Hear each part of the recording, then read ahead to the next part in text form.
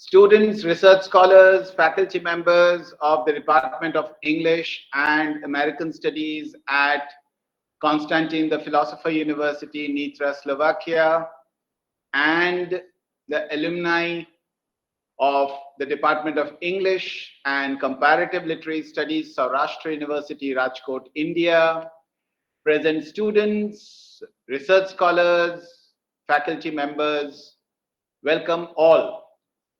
This is as part of our memorandum of understanding between these two institutions, as the posters that were circulated very well informed all of us who are interested and who have joined today.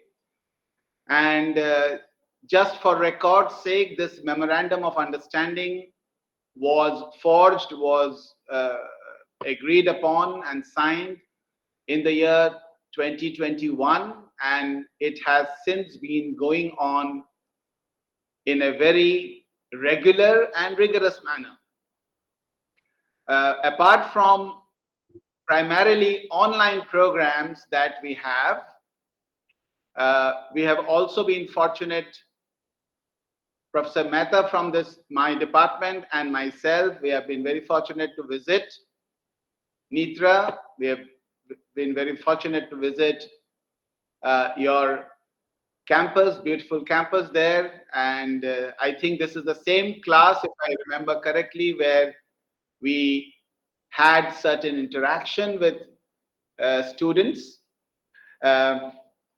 We had very good meeting with the head of the department, Professor Benos, and other members.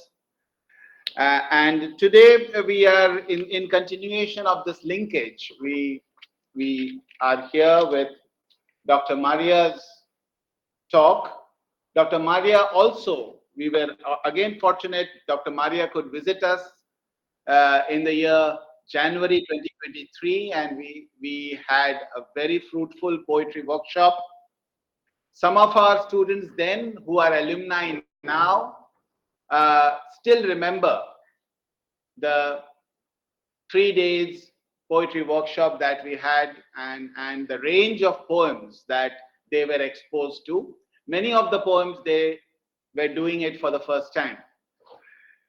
So without further ado, I will invite Dr. Mária Hricková today for the talk, which is a longish title, but very interesting title. What is the thing that lies beneath the semblance of the thing? This is, and then the poetry of existence in Virginia Woolf's The Waves.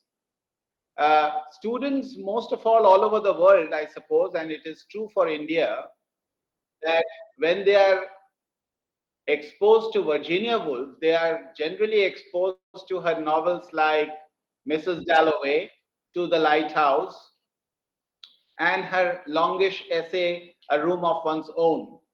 Generally, The Waves is a text that not many teach in departments, not many they are aware of as a part of knowing about Virginia Woolf, that but this is not done in the proper sense in the classroom. So we are really happy that this slightly complex text, in the sense that where to put it, under which genre can we put this text, because you can see on the title there is the word poetry, and obviously Virginia Woolf is not known as a hardcore poet. So where do we put this text? Virginia Woolf is known for technical virtuosity, stream of consciousness, and other modern techniques that she implies, interior monologue, and so on. And in that context, it is really a happy instance today, academically speaking, that we are discussing this very significant text by one of the most important modern writers of the world, and certainly in English. With these few words, I wholeheartedly and very cordially invite Dr. Mária Hricková. Maria, please. Thank you, Professor, for this wonderful introduction and for those enlightening words about Virginia Woolf. You mentioned several things that I wanted to include in my presentation, so thank you for opening this space for us. But before I start, I really need to express my gratitude to you for our fruitful collaboration, for your enriching talks to our students. You were right, it was the room that we used when you were here, so you have very good memory. And it was very enriching, both for our staff to meet you and students also. And I have very fond memories of Rajkot. It's a beautiful, beautiful city, beautiful place to visit and to live in. So let me start with my talk.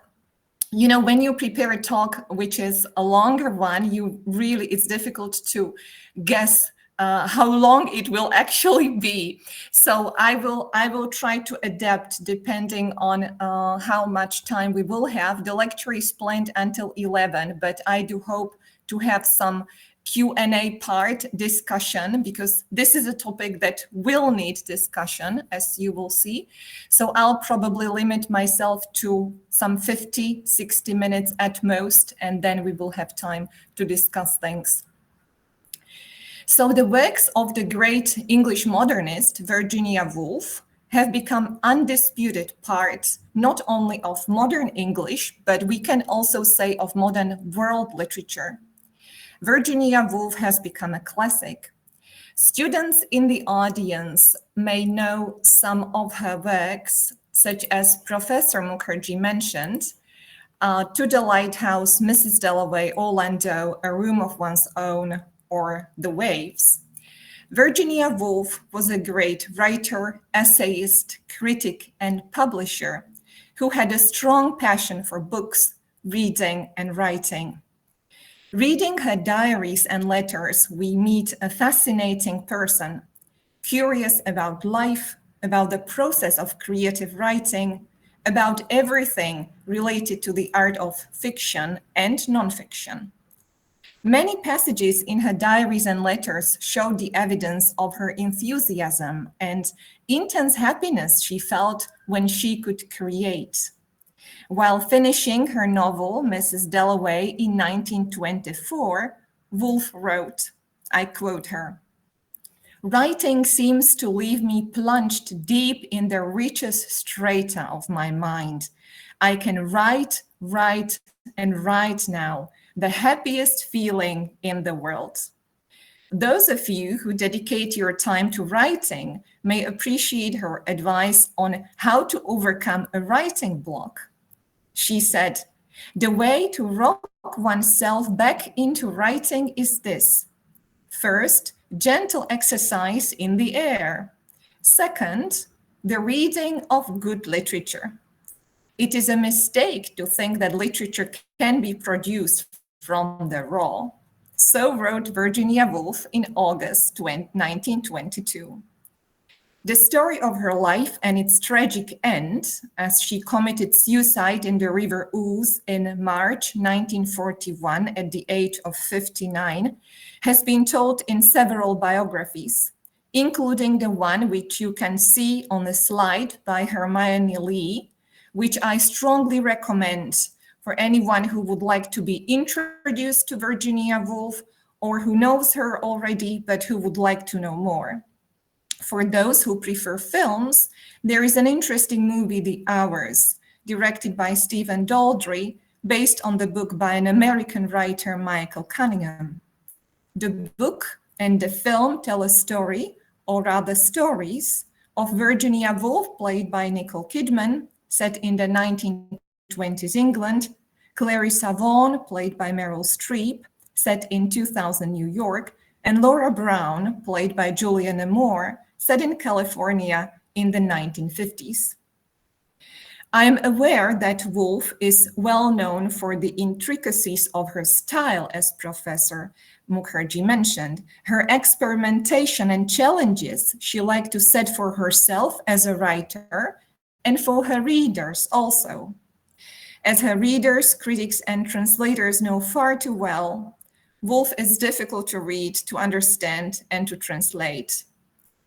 In one of her many literary critical essays, Woolf celebrated the literary and aesthetic qualities of Daniel Defoe's 18th century novel Robinson Crusoe as a literary masterpiece. According to her, Defoe's work about the fictional mariner from York is a masterpiece, I quote, where the vision is clear and order has been achieved, the end of quote. I do hope that my today's presentation will shed some light on Virginia Woolf and her philosophy of life and art, and on her book, The Waves in particular. I do hope to show, among other things, that in The Waves, alike in Defoe, the vision is clear and order has been achieved. At the beginning, I must confess that my personal appreciation of Woolf can be described as quite a long and slow journey, with its beginnings during my university studies and compulsory reading of To the Lighthouse, which, if my memory serves me right, I did not really finish and did not like at the time. I found it too abstract, too artistic, too sophisticated. It was only with a wonderful biography of Woolf by Hermione Lee and with the discovery of her diaries and letters that my interest in Woolf really deepened. It was through Virginia Woolf's life, her passion for books, reading and writing that I started to develop a strong liking for her fiction also. Inspiration for my today's presentation is connected with the recent translation of Woolf's book, The Waves, into Slovak language. And you can see the cover of the book in blue on the slide. Translation was beautifully done by a colleague of mine, Professor Simona Klimková. So my first experience of this highly experimental book was in Slovak. While reading it, I realized that one regular reading is not sufficient to fully appreciate it, and that it might be interesting to study the work further, to explore its depth and relevance for the modern readers. So I'm very thankful to Simona for her beautiful gift and inspiration. And I also need to acknowledge my gratitude to Professor Priya Carroll from the American College, Madurai in India, with whom I collaborated on the recent paper on the affinities between the waves and Buddhism.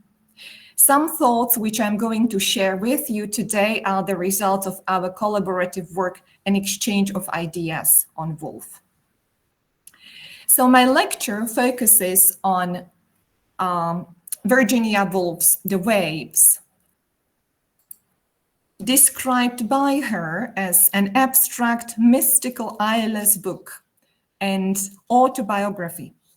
I'm going to present the text within the context of Woolf's understanding of life and art, as it is described in her autobiographical writings, such as A Sketch of the Past, and in her essays, diaries, and letters.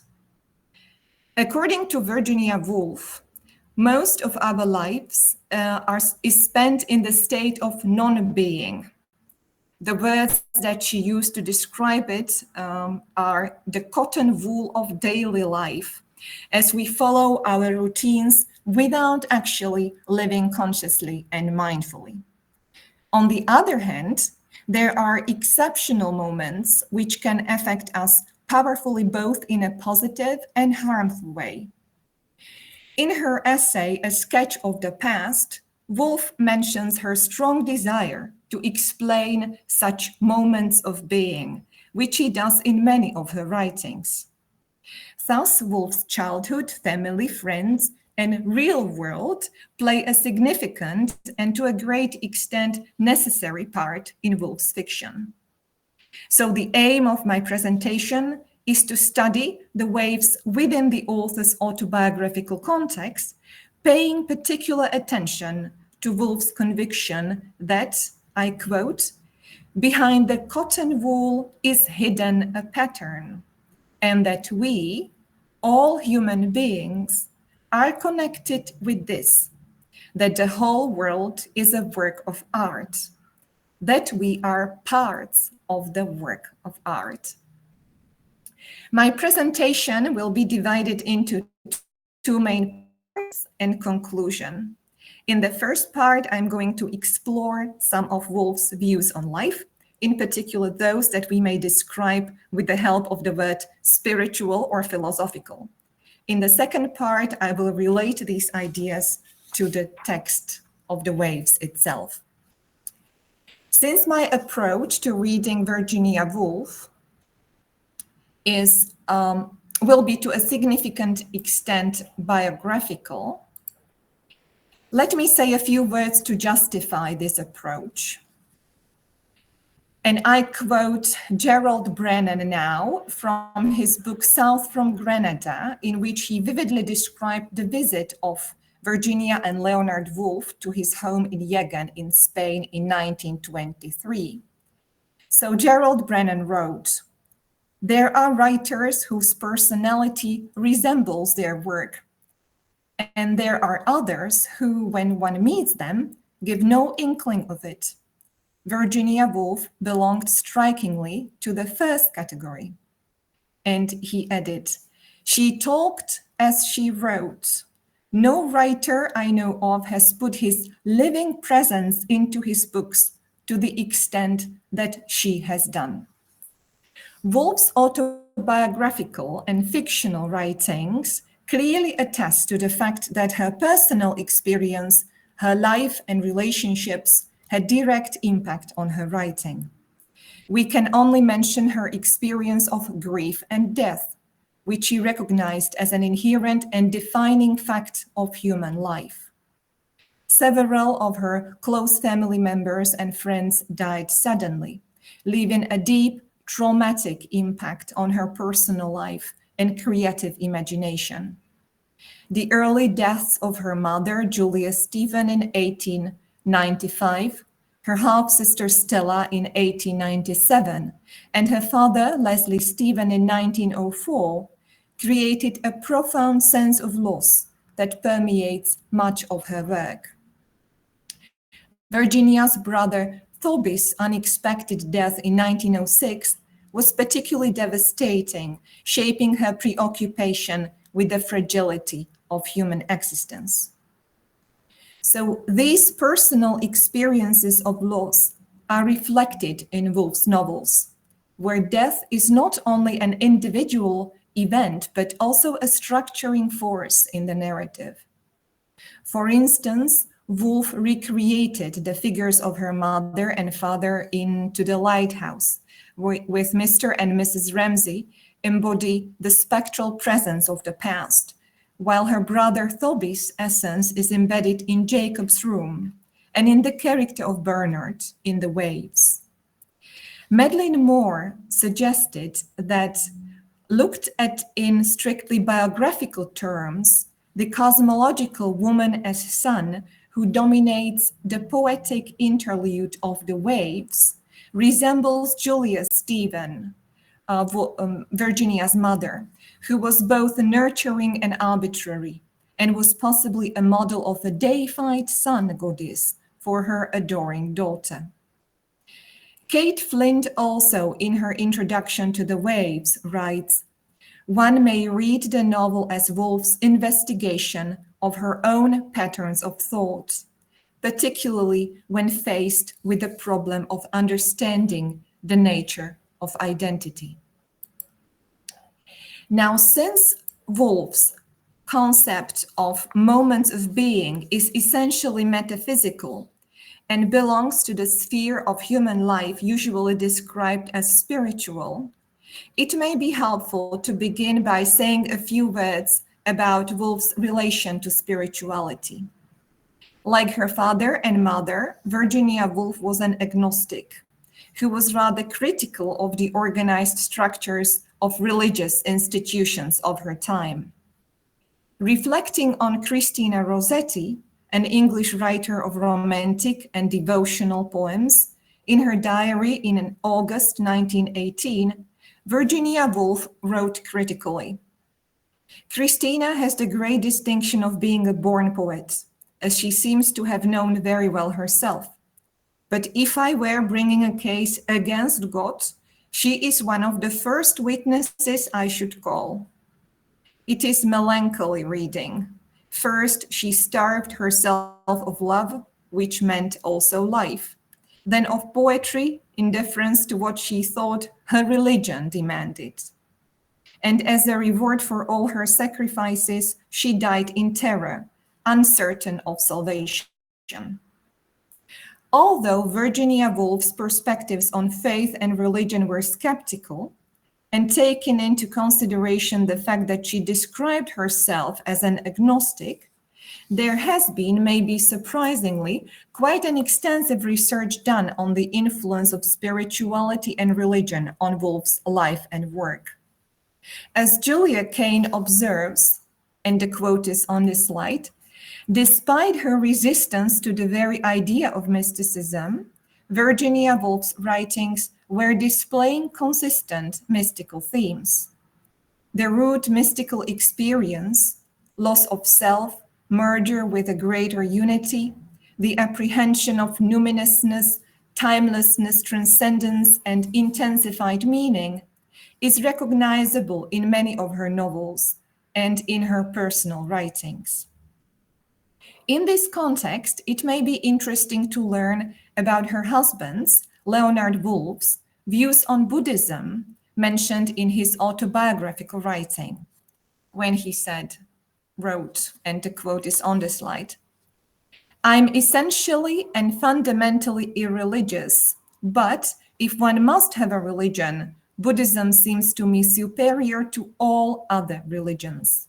He added, "The way of life as preached by Gautama Buddha is extraordinarily gentle, unaggressive, humane, far more so, it seems to me, in its verbal presentation and attitude, that even that preached in the Sermon on the Mount."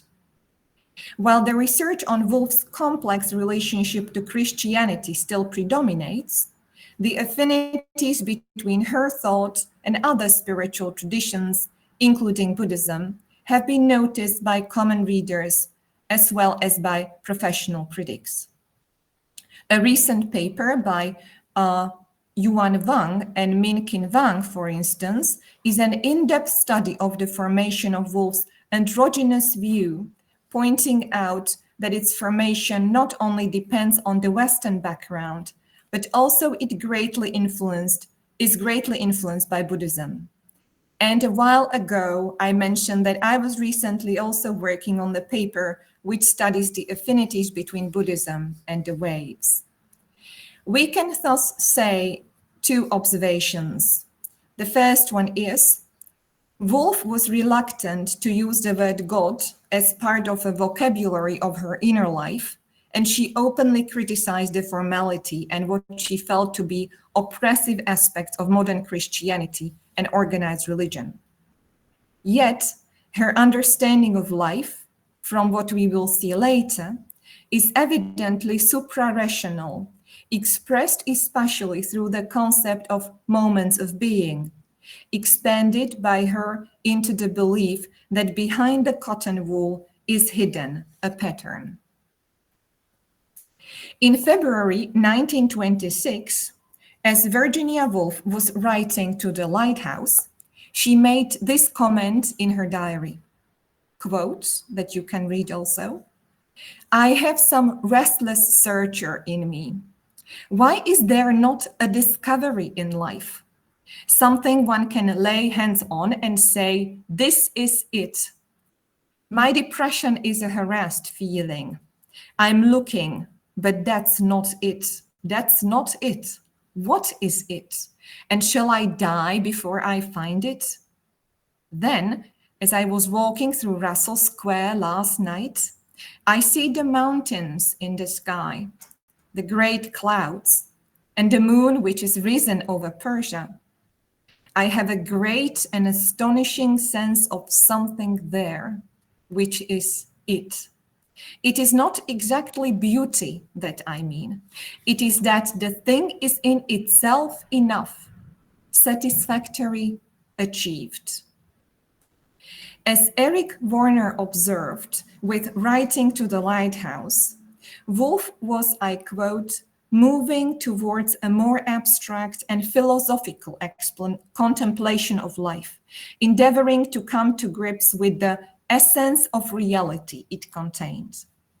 Thus, after finishing To the Lighthouse, The Waves was to be a forum in which she would engage in the restless search for it, undertaking a serious metaphysical quest for the universal and fundamental aspect of reality. Now, quote from Woolf, "Have I the power of conveying the true reality, or do I write essays about myself?" asks Woolf in her diary in June 1923. These are very interesting questions because they point at two important ideas relevant for our presentation.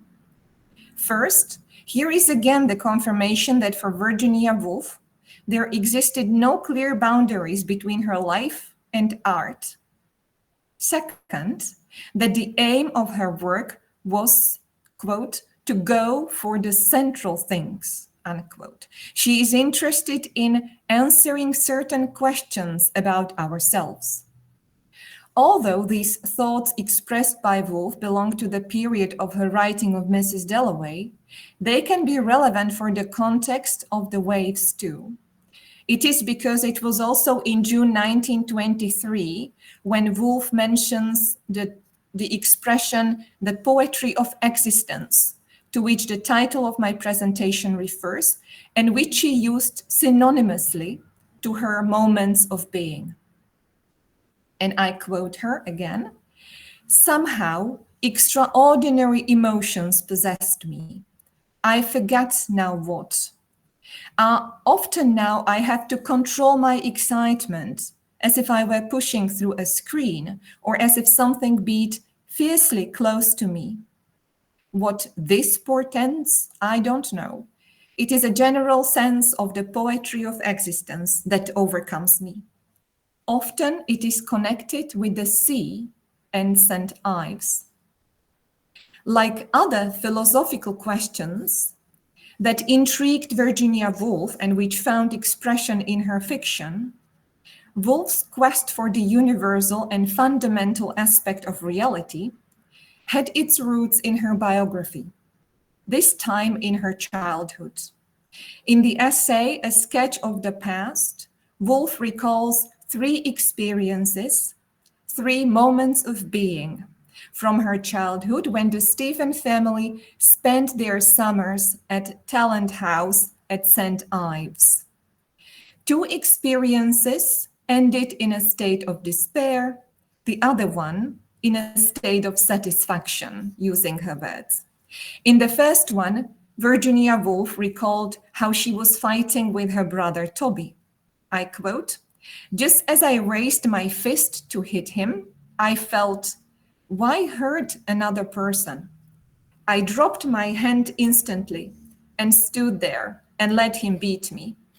I remember the feeling. It was a feeling of hopeless sadness." The third memory concerned the conversation of her parents about the suicide of a Mr. Wolpe. Quote, "I stood there looking at the gray-green creases of the bark. It was a moonlit night in a trance of horror." And the second experience had a very positive quality of discovery of interconnectedness. "I was looking at a plant with a spread of leaves," Woolf remembered in her essay, "and it seemed suddenly plain that the flower itself was a part of the earth, that the ring enclosed was the flower, and that was the real flower, part earth, part flower." And there is a beautiful scene in The Waves that I will mention later, in which this is nicely mirrored, the very same idea about the flower that connects us in a way. So in A Sketch of the Past, Virginia Woolf describes the reality of life as a combination and interweaving of common experience of non-being and rare moments of being. According to Woolf, most of our lives are spent in the state of non-being, the cotton wool of daily life, as we follow our routines without actually living consciously and mindfully. On the other hand, people may experience also exceptional moments, which can affect them powerfully both in a positive and harmful way. These are remarkable occasions described by Woolf as sudden shocks, which stay in one's memory with the potential either to haunt or heal. From what Woolf writes about moments of being, it appears that they cannot be controlled and be intentionally provoked. They simply happen. Interestingly, Woolf's division of experience in life does not include state of one's own intentional mindful presence, when one is fully aware of their being by the workings of their own will. Her moments of being are rather, in their nature, like synchronicities, unpredictable happenings. But unlike synchronicities, moments of being do not in themselves contain the quality of supernaturality. Woolf's moments of being are rationally explainable, but they become supra-rational, prophetic, mysterious, and symbolic for the person who experiences them. For Woolf, the experience of moments of being was deeply connected with her writing, and the quote is on the slide. "The shock receiving capacity is what makes me a writer," she says, and suggests then that some sources and inspirations for her fiction can be traced to her desire to explain such moments. To explain these single moments, which she personally experienced, meant for Woolf not only to cope with them and understand them psychologically. Reflecting upon them and processing them through her fiction over the years led Woolf to what she called her philosophy of interconnectedness of all that is.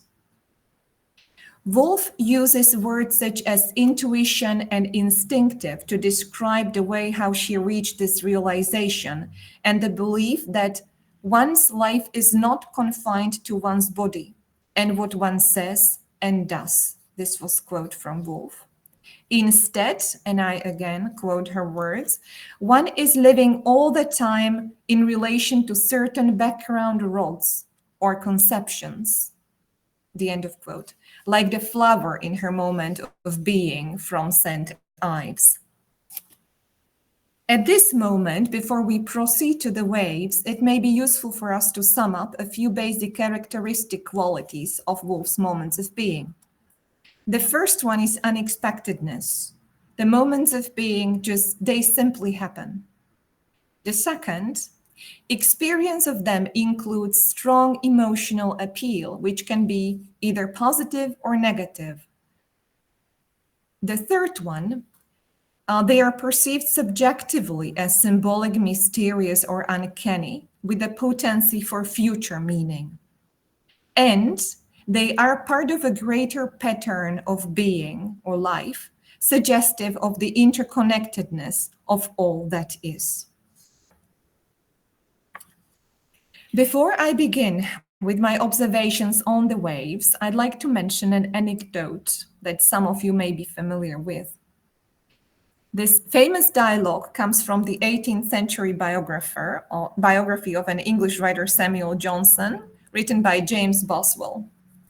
To Boswell's question of what is poetry, Samuel Johnson replied, "Oh, why, sir, it is much easier to say what it is not. We all know what light is, but it is not very easy to tell what it is." I wanted to start with this particular quote in order to create an atmosphere of what the waves is like. After reading the book, we may know it, experience it, but it's very challenging to discuss it and to describe it. The Waves is an unusual book, both in terms of its content and form. In her diary in February 1927, Woolf described this book as, I quote, prose yet poetry, a novel and a play, the end of quote. The book has no narrator. There are 6 characters: Louis, Jenny, Rhoda, Susan, Neville, and Bernard. They comment and describe in the present simple tense what they can see, hear, how they feel, and what they do. And on your slide, I just put there the passage from the first part, from the first chapter of the book. And if you just have a look at the lines, you will see that it's very unusual in terms of the way how the writer develops their narrative or their text. So we follow the inner monologues of these 6 friends, and the monologues are called by Woolf's dramatic soliloquies. So she uses the terminology of drama also to describe it, which is interesting. And we follow them from childhood to adulthood. Woolf's narrative is, both in its substance, content, and expression form, fragmentary, lyrical, and impermanent, as life is. Thoughts, feelings, and actions there have neither clear beginning nor ending.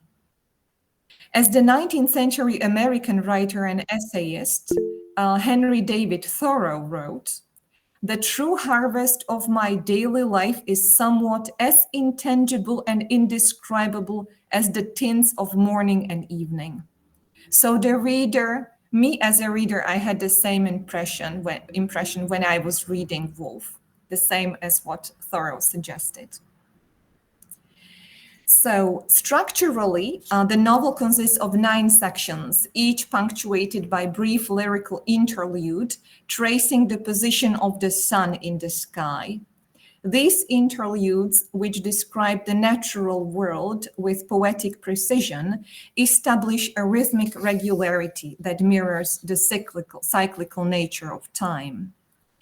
Critics such as Gillian Beer and Jane Goldman have argued that these interludes reflect Woolf's belief in an underlying pattern of existence, a force of interconnectedness akin to her concept of moments of being.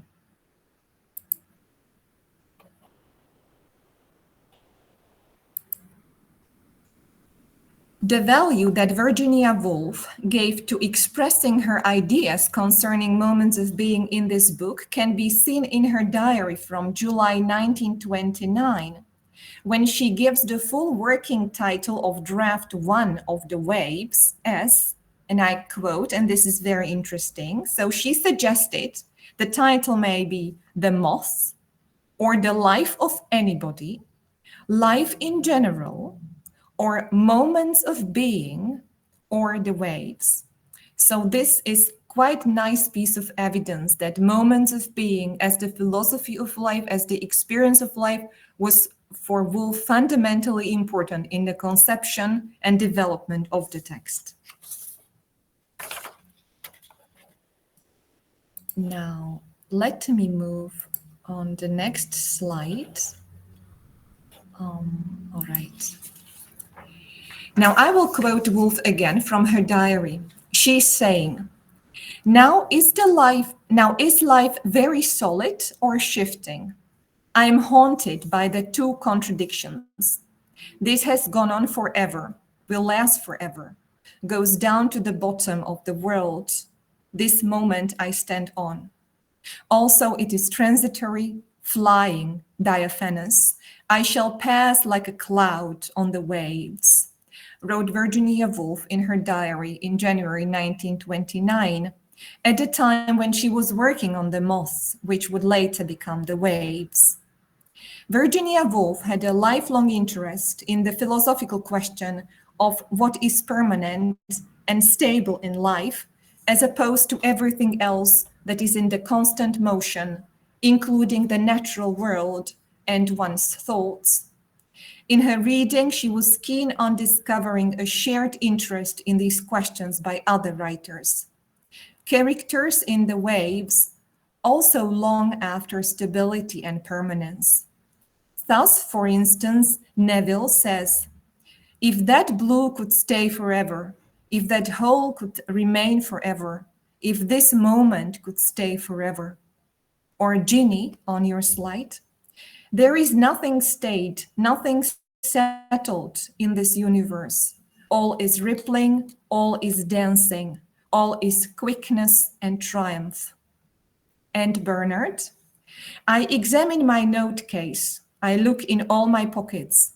These are the things that forever interrupt the process upon which I'm eternally engaged of finding some perfect phrase that fits this very moment exactly. After a careful reading and rereading of the waves, we can say that the moment of being there can be understood in two ways. The first understanding would be general. In that case, the waves can be read as a novel about time, about a myriad, infinitely great number of moments that one's life is made of. In this sense, all that is mundane, unimportant, obvious, and common become the precious material of Woolf's craft. The word moment or moments appear in the text more than 80 times. The word time itself almost 100 times. The word here slightly more than 200 times. And the word now, that's a true obsession for Woolf, is there more than 320 times. I know that counting words in the text may appear like a very simple strategy to understand its meaning, but still, taking into consideration the appearance of and frequency of the word now, we may see Woolf's constant attempt to capture the present moment. It is the great illusion, of course, as we all know, to believe that the present exists, since any time I realize it, I already reflect on what has passed already. The second understanding of the moments of being is in the sense as I described before, referring to that special quality of experience that sometimes happens and has a very strong impact on our life. So let's then have some textual evidence from the waves. I will show you 4 short passages from the book, and I do hope that this will motivate you to learn the book itself or to at least have a closer look at it later. And I'll try to draw some conclusions from it. Of course, it must be noted that if the passage is taken out of the context, it can be very easily misinterpreted, but I do hope that I'll show you at least some essence of these moments of being, and that for our illustrations of the qualities and the nature of such experiences, these passages may be sufficiently illustrative. On each slide, you will also see beside the words some pieces of visual art by the American artist Edward Hopper. Some of you might be familiar with this name, who was a contemporary born in the same year as Virginia Woolf, 1882. The images are added to the slides primarily for illustrative purposes. I'm not going to comment on the possible interpretations them in common together. Of course, we can do that in the discussion maybe later on. I wanted to put them there because they evoke in me the same atmosphere that I sense in Woolf's texts, which remain very difficult to analyze and express in words. So for this reason, I'm using visual art as help to share with you the meaning that we can read in Woolf's words. So after this long comment, the first quote comes, and this is by the character called Louis, who is an outsider. By the way, it's very interesting because usually in a book, you have very detailed descriptions of characters. If I ask you who Robinson Crusoe is, I'm sure that you will be able to tell me who that character is, what he did, and what he went through. Here, although the book has, I don't know, 200 pages or so, what we learn about the factualities of life, of characters, that amount of information is very, very limited. We are as if left with a very few pieces of information, and all else is just observations of the characters, which are of a rather abstract nature. So what we for sure know about Lewis is that he's an outsider. He's from Australia. His father is a middle-class office worker, and he suffers from the inferiority complex. So these are just basic things that we know about him.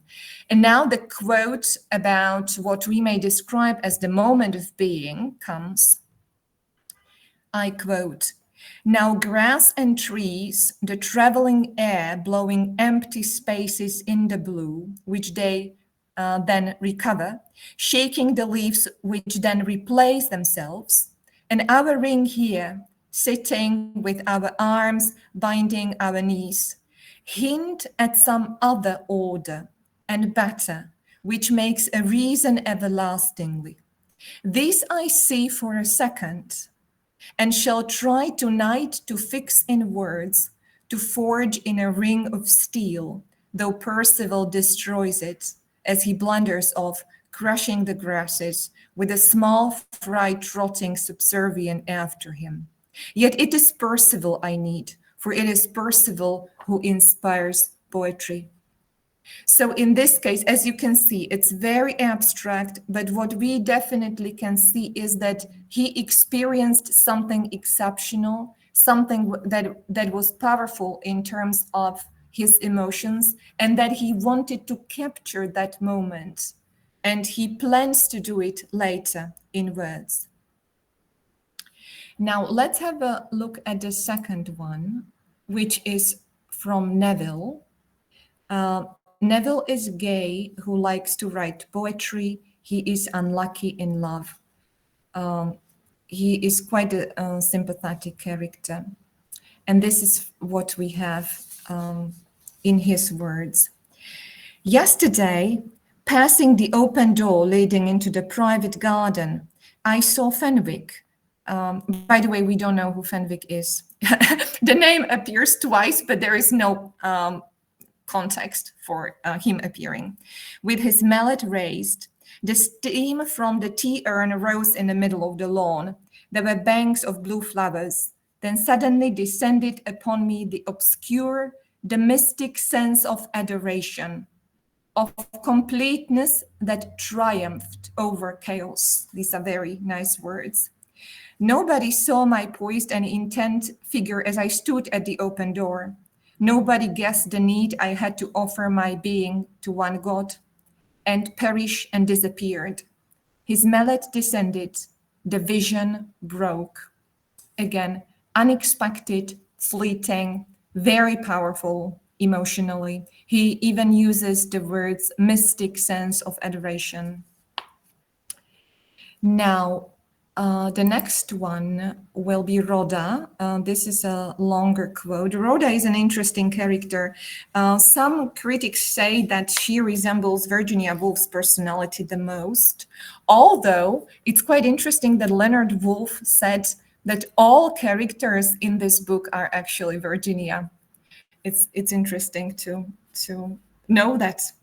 So Rhoda is a woman who experiences life through her senses. She uses very unusual metaphors, and she's often in the world of fantasy and imagination, and she becomes Lewis's lover. That was the first character for a short period of time. And this is what we read. These are her words. "It is the first day of the summer holidays. June was white. I see the fields with white daisies and white with dresses. Then there was wind and violent thunder. There was a star riding through clouds one night, and I said to the star, 'Consume me.' That was at midsummer. With intermittent shocks, sudden as the springs of a tiger, life emerges, heaving its dark crest from the sea. Now, her description is not nice vision. It's more the one that would be described as inspiring terror or fear. It is to this we are attached. It is to this we are bound as bodies to wild horses. Here is the ticket collector. Here are 2 men, 3 women. There is a cat in a basket. Myself with my elbow on the windowsill. This is here and now. Silence will close behind us. If I look back over that bald head, I can see silence already closing and the shadows of clouds chasing each other over the empty mall. Silence closes over our transient passage. This, I say, is the present moment. This is the first day of the summer holidays. This is part of the emerging monster to whom we are attached. And I'm slowly getting to the last part of my talk. There is just one more character that I will introduce, and that's Ginny. And Ginny is similarly to Rhoda, she loves to fantasize a lot. She doesn't like mirrors. For example, she often meets attractive men at the parties, like the one that's mentioned in this passage. So these are her words. Come then, let us wander, whirling to the gilt chairs. The body is stronger than I thought. I'm dizzier than I supposed. I do not care for anything in the world. I do not care for anybody, save this man whose name I do not know. Are we not acceptable, moon? Are we not lovely sitting together here, I in my setting, he in black and white? My peers may look at me now. I look straight back at you, men and women. I am one of you. This is my world. Now I take this thin stamped glass and sip. It does not matter what I say. Crowding like a fluttering bird, one sentence crosses the empty space between us. It settles on his lips. I fill my glass again. I drink. The veil drops between us. I'm admitted to the warmth and privacy of another soul. We are together, high up on some alpine pass. He stands melancholy on the crest of the road. I stoop. I pick a blue flower and fix it, standing on tiptoe to reach him in his coat. There, that is my moment of ecstasy. Now it is over. So with Woolf, you need to pay attention to spot, to notice where the moment of being happens. Sometimes it's just hidden. That's why I wanted to quote even the passage before it happened, just to tell you how unexpectedly it comes. There is no preparation that something emotionally powerful would take place. So what do these 4 passages have in common? While the moments of being, according to Woolf, belong to the realm of real reality, they are also fleeting and impermanent. But still, there is this intuition of permanence behind them. As the title of my talk suggested, that there is this real thing that lies behind the semblance of the thing. So the passages describe scenes that are very random, predictable. There is no pattern to them. And what I would also add is that they are shared with us, readers, as reveries, free associations of ideas which actually determine the character. And the abstract of my presentation promised that I would say a few words concerning the question of how Woolf's thoughts about the moments of being may be connected to our own experience and understanding of life. I strongly believe that critical reading of literature necessarily involves this sort of interaction, vital, personal, and intimate communication, additional to the objective academic scrutiny of the text. This is based on the premise expressed by the great 18th century English author John Milton, who believed that books, I quote him, do contain a potency of life, the end of the quote. So there are three perspectives that we can use to approach this connection between the waves and our life. For the first one, I will use some help of Henry David Thoreau again, who wrote in his Walden, I quote, "How many a man has dated a new era in his life from the reading of a book. The book exists for us perchance, which will explain our miracles and reveal new ones. The at present unutterable things we may find somewhere uttered. These same questions that disturb and puzzle and confound us have in their turn occurred to all the wise men. No one has been omitted, and each has answered them according to his ability, by his words and his life." The end of the quote. So maybe you belong to those readers who have noticed already something like Woolf's moments of being in your own lives. By reading Woolf, our understanding of those moments may be enriched and expanded. We can get to the realization that there is some shared understanding of the world. For the second perspective, maybe from this time onward, we will be more perceptive and we may notice what we haven't noticed before, that there are some patterns in our life, some moments of being, fragile yet powerful moments, which create the essence of who we are. And for the third perspective, it may happen that the only moments of being in the range of your experience will be those of Woolf. This may not be of lesser value of the three perspectives, rather the opposite. While seeing that others perceive life and reality differently, we learn to empathize with otherness and learning from each other.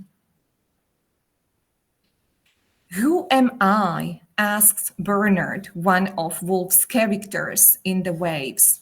And Neville, another character, admits, I quote, "I do not know myself sometimes, or how to measure and name and count out the grains that make me what I am." The end of the quote.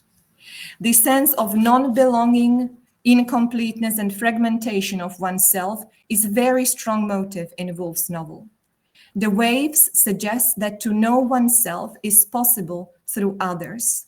By others, I mean not only other human beings, but all that is not us, be it alive or not. The Waves stands not only as one of Woolf's most experimental works, but also as a profound meditation on the search for it, the ineffable yet stable essence of being that pervades human consciousness and nature alike.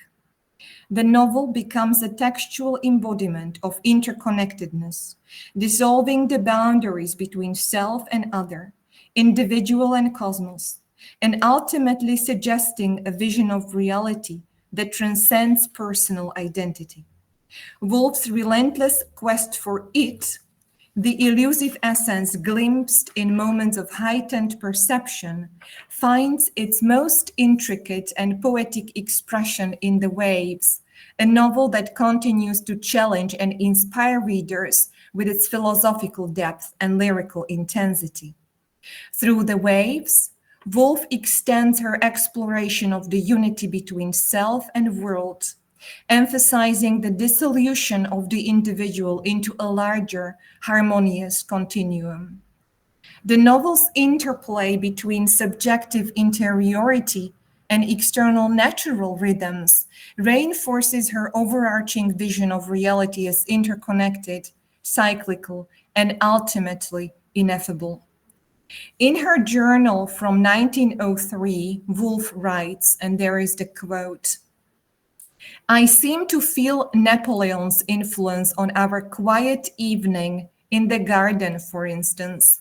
I think I see for a moment how our minds are all threaded together, lay it down and commence living on its hint. What I began by reading, I must finish by acting." What does that mean for our reading of Virginia Woolf? That must be answered individually by each reader of her work. So that will be it for the presentation. Sorry, I will disappear just for a few seconds. I must check how my computer is connected.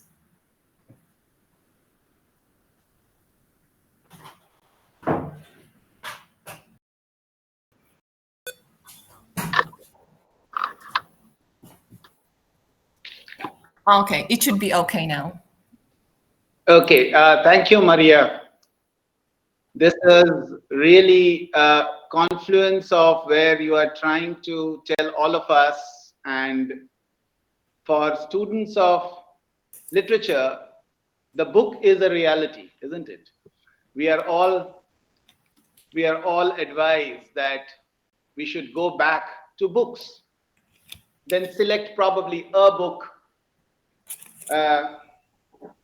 BBC Radio has been airing a program since 1942, and in it, a question is put that if you are, since you mentioned about Daniel Defoe and Robinson Crusoe, if you are marooned on an island like Robinson Crusoe is, and if you are allowed to take one book, which would it be? So, and this program on BBC Radio is still going on, by the way. Very, very interestingly, we are speaking about going back to books or a book, and we are also listening to you through technology, through the virtual medium, through the areas that literary critical studies is moving towards, for example, artificial intelligence and digital humanities. So this is a very beautiful confluence. Slovakia, India, Nitra, Rajkot, book, no book. We see you, but really you are up on the wall, and you see us, but we are very far off. Thank you very much. You began with Virginia Woolf's advice in the year 1922 about writer's block, and that was the year when Jacob's Room came out, and then you took us all along, traversed through her various works, and up to 1931, if I'm not mistaken, the waves were almost 10 years later. When in 1922 she is talking about Daniel Defoe's clear vision and order achieved, 10 years down the line, probably she is not so sure about orders being achieved, or all of us have a clear vision, but I'm reminded of the, again, beautifully brought on, Hermione Lee's biography is there, the Hours movie is there, where Meryl Streep's character is talking to Ed Harris in the movie The Hours, and Meryl Streep is trying to pinpoint one particular moment that she felt she was happy, and that ephemeral happiness passed away, but she remembers it, and she can recollect in or without tranquility. She can recollect in agony also that happy moment did not last. So when you say what is the thing beneath, when you mention Dr. Samuel Johnson saying that poetry is not it, I am reminded of the famous Sanskrit quote that comes from the Yoga of Wisdom, Jnana Yoga, that it says if we are to talk about abstract things, then we have to talk about it in the sense that this is not this, this is not this, not this, not this, not this. We can never say this is it, or what is this, which is it. Since you speak about Buddhism, so this Hindu scriptures also talk about something very, very similar that you brought about.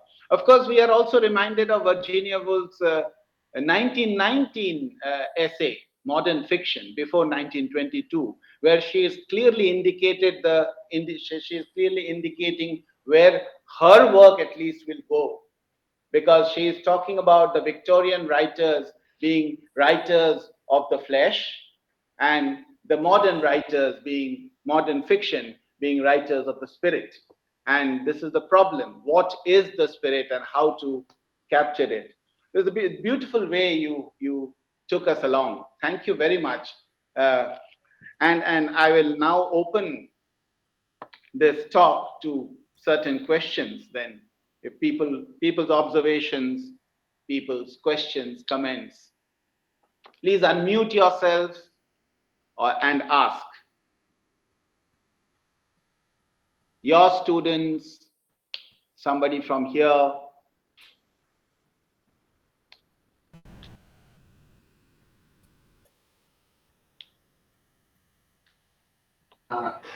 Yes, we have a student that has a question. So you mentioned that the book contains a lot of present tense with many words directly pointing to it. Many readers feel that books written in present tense alienate them, like they can't really get into the point of view, one could say. So would you say that this was also a desired effect Virginia Woolf had while writing it, to basically put the reader away from the action this way also? Can you repeat the last part that she wanted? She wanted to remove a reader from the scene of action, basically, to yeah. This is an interesting question. Thank you, Emmanuel, I guess, right? If I recognize your voice. Thank you a lot for the question. Now, Virginia Woolf definitely experiments a lot with this book. As we could see, we usually categorize any work of art in terms of its genre. Now, from her writings and views, it's clear that genre, even the genre here, is not clear. She mentions poetry, drama, and prose as all that she wanted to achieve. That was her aim. Now, while I'm talking about this, is that, as we know, when you're at the theater and you observe the play, it's happening here and now. Of course, the characters may refer to their past, but they would frequently use present tense. And in poetry, you have there is this lyricism that is present in the waves. So to answer your question, one thing is her experimentation and her very strong desire to capture the essence of the present tense. And the second thing is, of course, it's very challenging. She might have planned it as a challenge. She believed that writing is not an easy thing, and we can see it from the excerpts from her diaries, that she was very emotionally, even physically involved in the process of writing. And we know that she had some psychological issues, some problems, and often they came after she exhausted herself through writing. So she didn't make it easy for herself. So it's somewhat natural that she didn't make it easy for her readers. So she might have expected that there would be this sense of alienation. It's difficult to say. I don't know the answer to what extent it was intentional that she used present tense to alienate her readers or to create this distance. But certainly for me, it was challenging to read it. What helped me a lot was, in general, to concentrate on Woolf's words is challenging. Other works are not that easy to read either. What helped me quite a lot was that I read it aloud. And I read it with the mind that I use for reading poetry. I didn't come to the book with expectations of Dickensian plot storyline or something like that. I knew that this would be different, so it helped me a lot. So maybe if those of you who would like to read the book, also to give to yourself different expectations that you may ordinarily have, because if we see a thick book and it's a novel, we expect a story. So maybe it may be helpful to reframe our mind. And if we have different expectations from it, they may be fulfilled. So this is what I would say to your question. More questions? Yes, we have one from you, is it? No? Okay. I saw a hand going up where I'm sitting.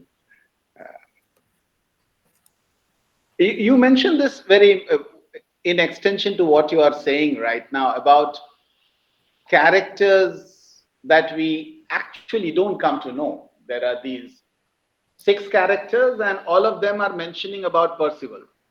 Percival is not there in the novel. And Percival, the legendary Percival, one of the meaning of Percival when we used to read legends is what does it mean, the name? The name means piercing the valley. Now, a modern thinker like Virginia Woolf would find it quite impossible. How can we pierce a character when we don't know ourselves? How can we know our characters? It is like, I don't know, if I remember correctly, Bakhtin said about, writerly texts and readerly texts, where he distinguished between Tolstoy and Dostoevsky. And Tolstoy used to set up, like Dickens, the entire framework so very well. It is as if he is completely in command. Whereas Dostoevsky would write out his novels and write out characters where it would show as if he himself is not in control. So does it? I felt something like that, Maria. Yes, that's true. That's true. Just to explain, my students are leaving because our seminar officially finishes by 10:45. Sure. But there is a break. We can still, conclude in a normal way. But they left because they have other classes afterwards. So ours would leave in 10 minutes, I suppose.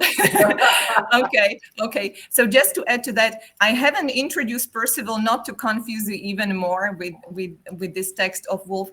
He's an interesting character. He died in India.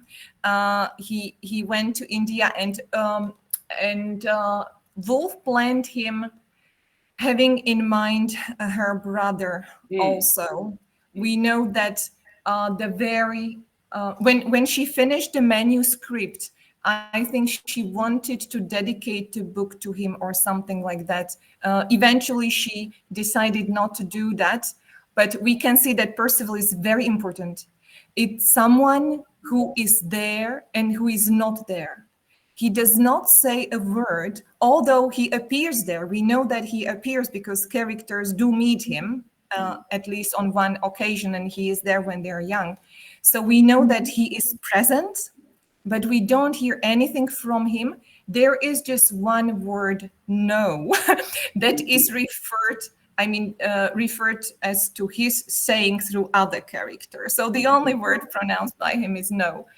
So it's interesting, definitely, how she manages to design the book in which the character that is not present is actually more present, paradoxically, than other characters. So thank you for pointing him out. It's interesting to focus on him as we read the text, definitely. Yeah.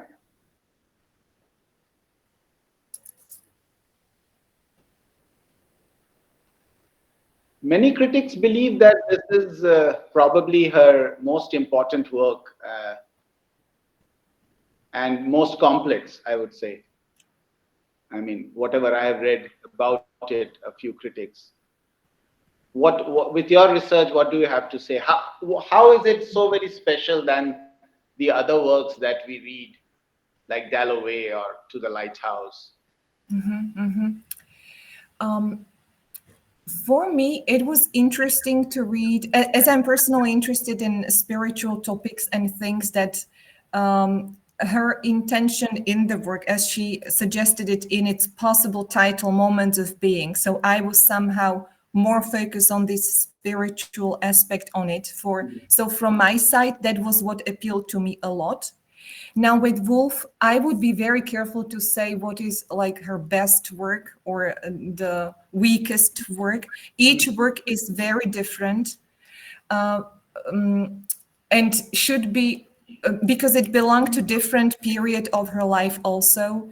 She developed as a writer a lot. We know how much she read, how much she was immersed in the process of writing. So there is naturally some kind of development, which is not to say that we're always developing from something worse to something better in terms of the quality. Is just different. Yeah. So what I would say, I would not compare this to The Lighthouse or Mrs. Dalloway. For me, those are like different universes, different worlds.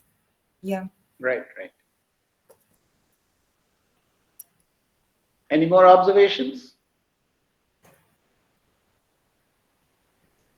I think it's a difficult text, and people would have to Sure. not really digest. They have to go through it first in order to.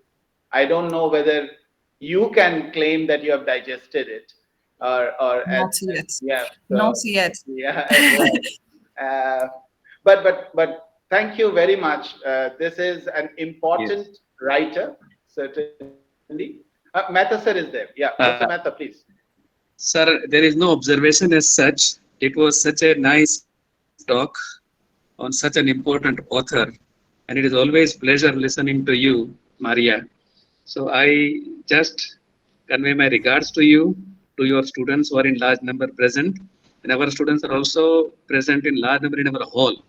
Our hall is almost packed, but maybe it's because the camera is not in front of them, therefore you are not able to see. But everybody, all of us are together. It was really a great joy for all of us.